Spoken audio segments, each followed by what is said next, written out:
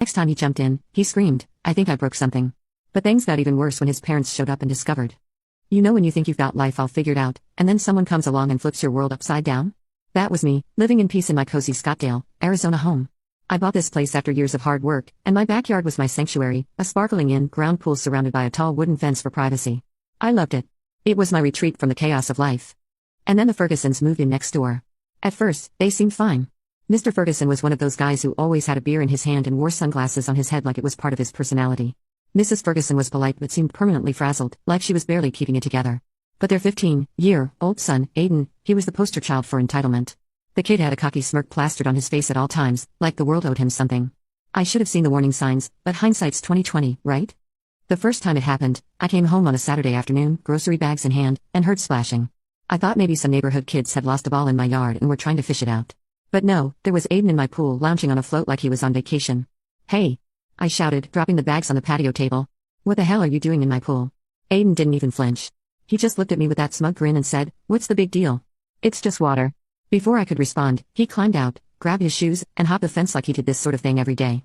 I was too shocked to even yell at him. I walked over to the Fergusons' house and knocked on the door, my anger bubbling just below the surface. Mrs. Ferguson answered, looking frazzled as usual. "Oh, that's just Aiden," she said with a nervous laugh. When I explained what had happened, "He's always getting into trouble. Boys will be boys, you know." "No, boys will not be boys," I snapped. "This is trespassing." She just kept nodding and smiling like I was talking about the weather. I could tell right away this wasn't going to go anywhere, so I left, hoping this was a one-time thing. Spoiler alert, it wasn't. The next weekend, I was relaxing in my living room when I heard splashing again. My heart sank. I peeked through the blinds, and there he was, Aiden doing cannonballs into my pool. He had a Bluetooth speaker blasting some awful rap song and a soda can sitting on my deck. He acted like he owned the place. I stormed outside, yelling, "Are you kidding me right now?" He looked up, completely unfazed, and said, "What's your problem, dude? You're not even using it." That was the moment I knew I wasn't dealing with a normal kid. This wasn't just a bratty teenager, this was a kid who genuinely didn't believe rules applied to him. I marched back over to the Fergusons' house, but this time Mr. Ferguson answered the door. "What's the big deal?" he said after I explained the situation. "It's just a pool. Let the kid cool off. You're being uptight." I couldn't believe what I was hearing. They weren't even pretending to be sorry. I told him in no uncertain terms that Aiden needed to stay out of my yard, but he just shrugged and closed the door. At that point, I knew I had to get creative. Calling the police felt extreme, but I was out of options. I put up no trespassing signs around the fence, thinking that might at least scare him off. It didn't. Aiden kept coming back, and every time I confronted him, he'd give me some snarky comment like, "What are you going to do? Call the pool police?" I started losing sleep over it. Every splash, every little noise outside, I'd jump up and check the backyard. It was exhausting. I needed a plan, a way to send a message that would make it clear I wasn't messing around. And then it hit me, if Aiden loved my pool so much, what would he do if there wasn't a pool? The next morning, I drained the entire thing. It took hours, but I didn't care. Once it was empty, I called a local foam supplier and ordered a truckload of foam blocks. You know the kind they use in gymnastics bits? It cost me a small fortune, but at that point, it was worth it. By the end of the day, my pool was no longer a pool, it was a giant foam pit. It looked absolutely ridiculous, but I didn't care. This was about principle. It didn't take long for Aiden to strike again. That same evening, I heard the telltale sound of someone climbing the fence. I didn't even bother looking out the window. I just waited. Sure enough, a few seconds later, I heard the loudest, most satisfying scream. "What the hell?" Aiden shouted, his voice cracking in panic. "I think I broke something."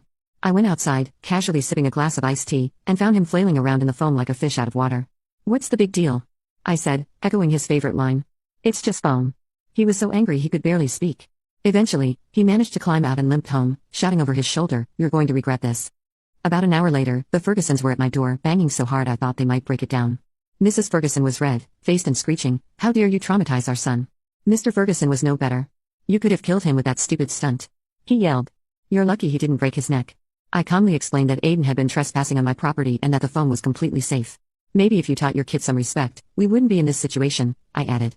That's when Mr. Ferguson's face turned a deep shade of purple. He pointed a finger at me and said, "You'll be hearing from our lawyer." The next day, I got a letter from a lawyer's office. The Fergusons were suing me for emotional distress, medical expenses, and property damage.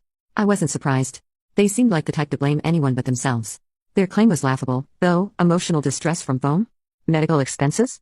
Aiden barely twisted his ankle, and I had video proof from my new security cameras showing him trespassing. I knew this was going to get ugly, but I wasn't about to back down. I hired a lawyer of my own, an old friend who specialized in property disputes. He laughed when I told him the story. "This will be fun," he said. "They don't have a leg to stand on." The first thing my lawyer did was file a counter-claim for the damages Aiden had caused to my property. Over the weeks, he had broken several fence boards, trampled my landscaping, and left garbage in my yard. On top of that, I wanted reimbursement for the cost of draining and refilling the pool and for the foam blocks, which weren't cheap. We also had plenty of evidence to back us up. My security cameras captured everything: Aiden climbing the fence, lounging by the pool, and even jumping into the foam pit. The footage was so damning it was almost funny. When we finally went to court, the Fergusons showed up looking smug. Aiden even had his ankle wrapped in a brace, as if that would sway the judge. Mrs. Ferguson put on a performance, crying about how I had endangered her baby.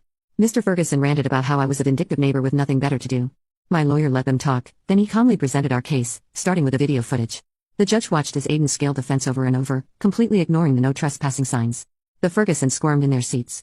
By the time my lawyer was done, they looked like deer caught in headlights. The judge didn't buy their sob story for a second. Not only did he dismiss their lawsuit, but he also ruled in my favor on the counter-claim. The Fergusons were ordered to pay me for the damages Aiden caused and cover all my legal fees. That should have been the end of it, but the Fergusons weren't done trying to make my life miserable. They started spreading rumors around the neighborhood, telling anyone who would listen that I was a dangerous lunatic who had a doubt for their son. At first, I ignored it. I figured the truth would come out eventually. But when I overheard one of my other neighbors talking about how I had booby-trapped my pool, I decided to take matters into my own hands. I hosted a barbecue. I invited everyone in the neighborhood except the Fergusons, of course. I wanted to set the record straight.